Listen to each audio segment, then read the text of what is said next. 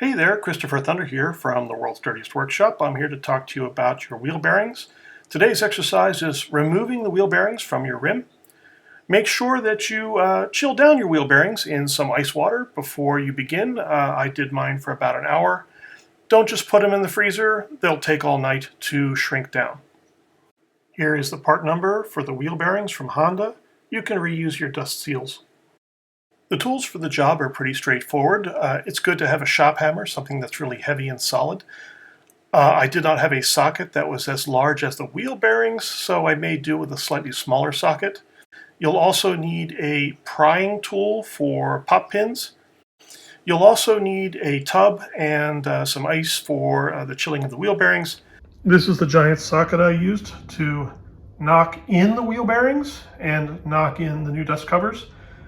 It's not quite big enough, but I just hammered it in a little off center, and I didn't hammer it directly down in the middle. That would have crushed the dirt seal and dust seal, so you don't want to do that. You don't want to crush that plastic ring there. You want to make sure that that socket is as big as possible, or before you hit it, make sure it's off center, and then strike it. And you'll be able to get those in without too much trouble. You want to have a rag handy soaked with a little simple green. It's a powerful non-toxic detergent you can put on your hands, and it dissolves the grease. You can just wipe the grease right off your fingers. So it's really handy stuff. I use it because it's easy on my hands. I have psoriasis, and it doesn't sting. So, it's really great for me being a fairly handy mechanic. I love it. If you're going to use it a lot, use something safe. You're going to want some wood blocks to create yourself a wheel bearing removal station. Here I have some long 2x4s and some old cut pieces, and I arranged them in a circle using the smallest blocks on top. This will give you the best support for the wheel for the job. You're going to see here that the blocks are closer together for rotor side up, and they will be further apart for rotor side down. It's a very good idea when creating your stand to not screw the blocks together. This way you can adjust the blocks, separate them, so that you can work on either side of the wheel properly. Alrighty, so I highly suspected that my wheel bearings were bad. You take it to the tire shop, they can put on their wheel balancer, and they have a little tire measuring device that will rotate a wee bit if your bearings are bad. So get your wheel bearings, get them on ice. Don't worry about your seals; they can stay where they are. But get your wheel bearings on ice. Now this is a door popper. Okay, simple tool. It's got a bend in it. The bend is the key. Stick your door popper in there. Get the bend on the other side. And there it goes. Easy as pie. Really super easy. Next step is to flip the wheel over and maybe get the other one out of there. Now, on this side, your wheel is sitting on the brake rotor and the ring for your anti-lock brakes. Don't bang it this way with a hammer because you will bend the heck out of your ring. You may not bend your brake rotor, but you'll bend the ABS ring. Here I am sliding the blocks apart for the rotor side down.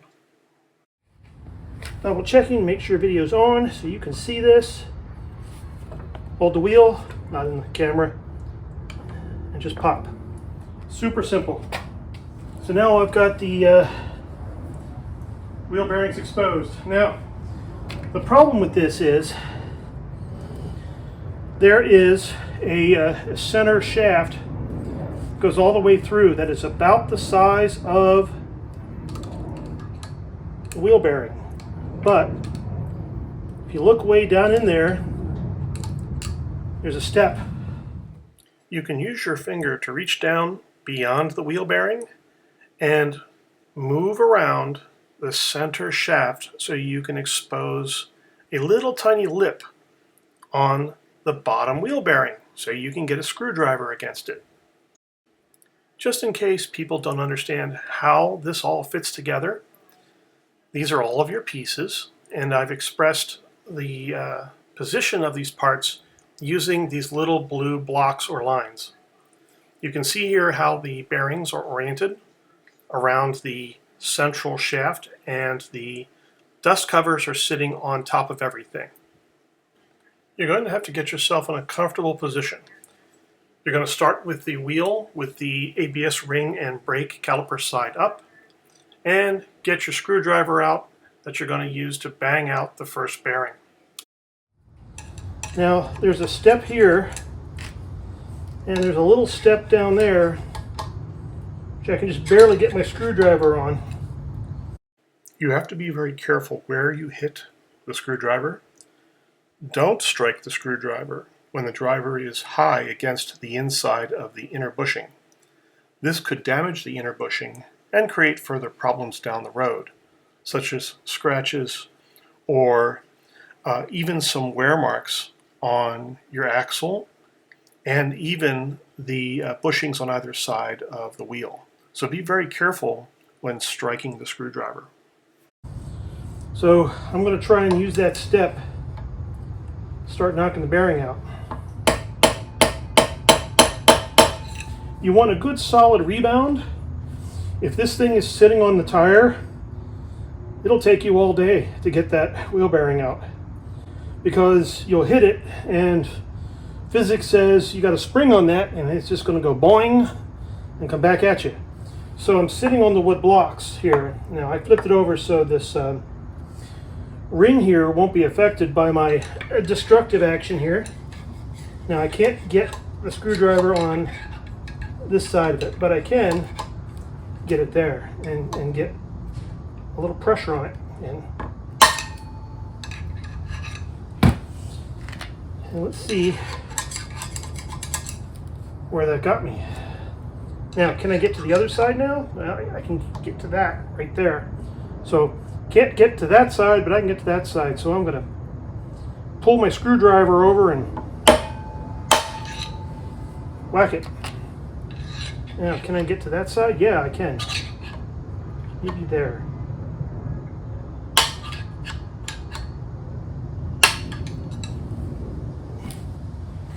Let's see how far I got.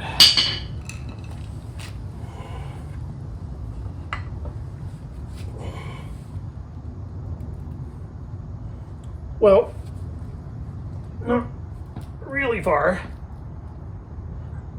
but certainly not where it was.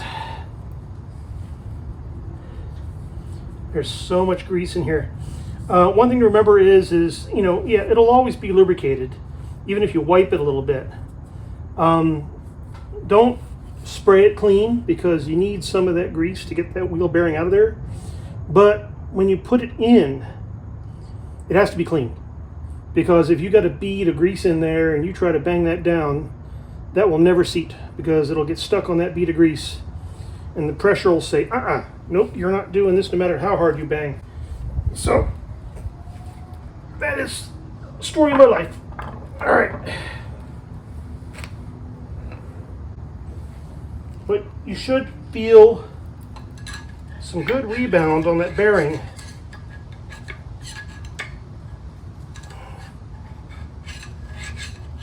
As you try and get the screwdriver on that.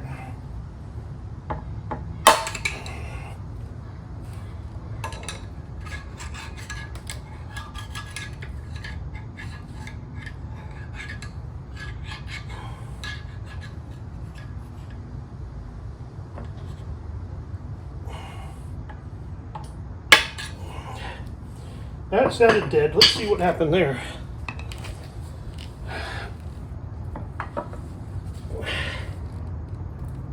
Now it's moving.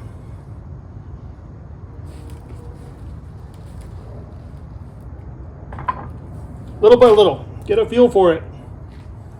Don't just go at it with everything you got, because if you go the wrong way or do it wrong, will not be a happy camper. Ah, there's epoxy on one side of the screwdriver.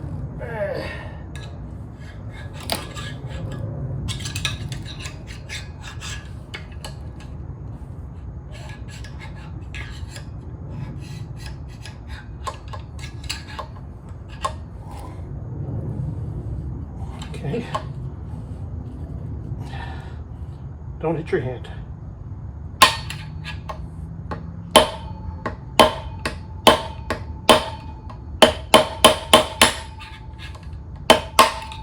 That seemed to go.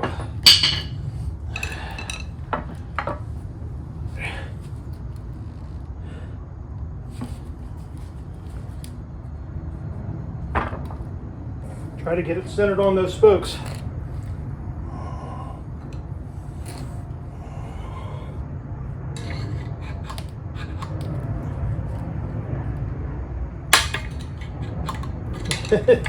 And remember, don't hit it so hard that you smash your fingers against the hub.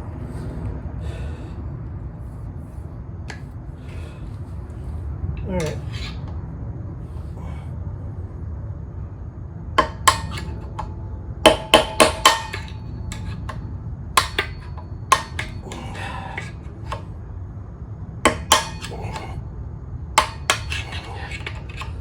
Could use a bearing puller. Haven't got that right now.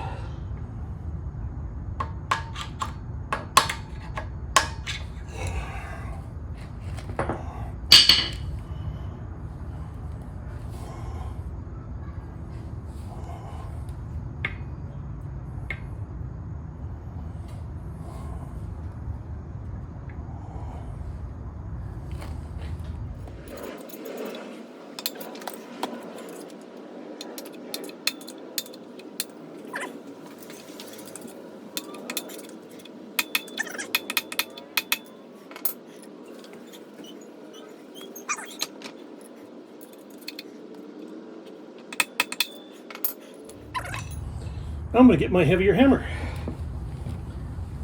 and a bigger screwdriver.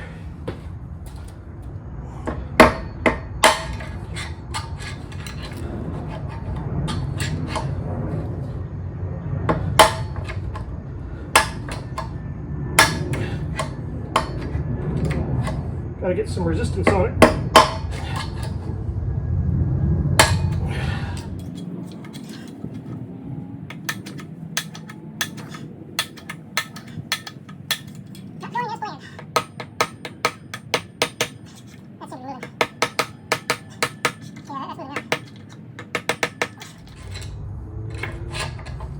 Let's see what we got.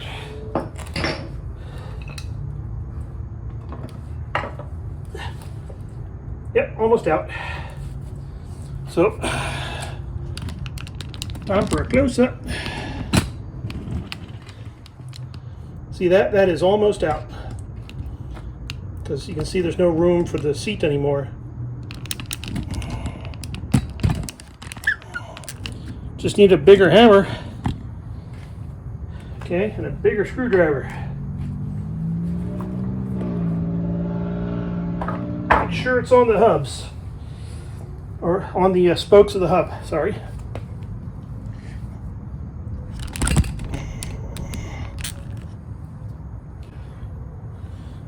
All right. Now you can tell it's really moved because that center shaft is now loose. Now, should you try and hit the screwdriver against that center shaft at the top? No, probably not. It'll really bugger it up.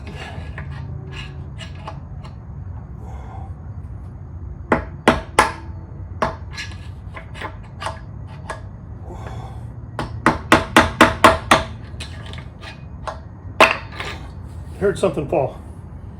Their kerplunk was that actually coming out of there.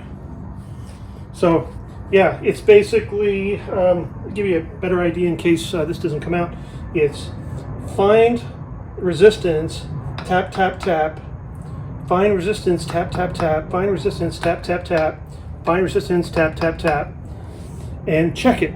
You know, when you feel like it's doing something, check it.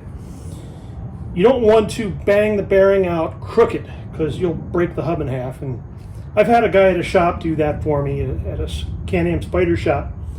You know, he broke a $500 hub, and he said, "You're going to have to pay for that." No. No, you didn't show me what you did. How do I know that you didn't bang that out sideways until it broke?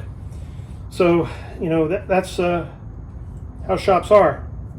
Okay, so I heard a kerplunk, but I'm pretty sure it's down there. Yep, okay. So, this we can set aside. And this is crap. All right. So, now we got something new going on.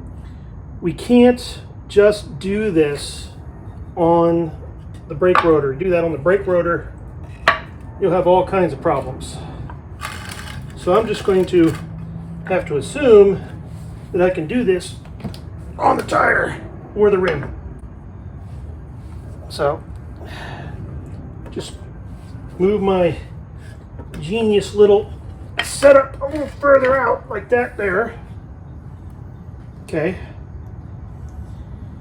And you can see here there's like, I don't know, let's see, a little under 3/4, 3/16, a little under 1/4, 3/16 of an inch. We're going to flip this over and bang that out from the tire. Okay. So,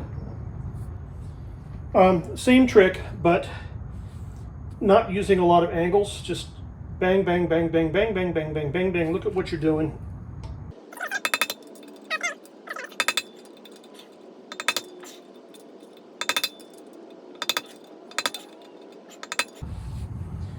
Okie dokie. That's not going quite the way I expect it to. So what I'm going to do, I'm going to put that back in there. And I'm going to try this way.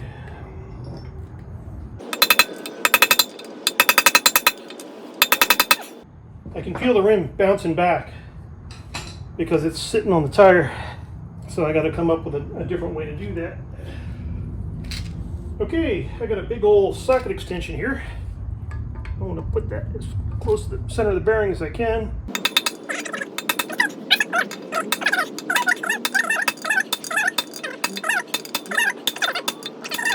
Hit it again, move it until it falls out. That is removing your wheel bearings for today.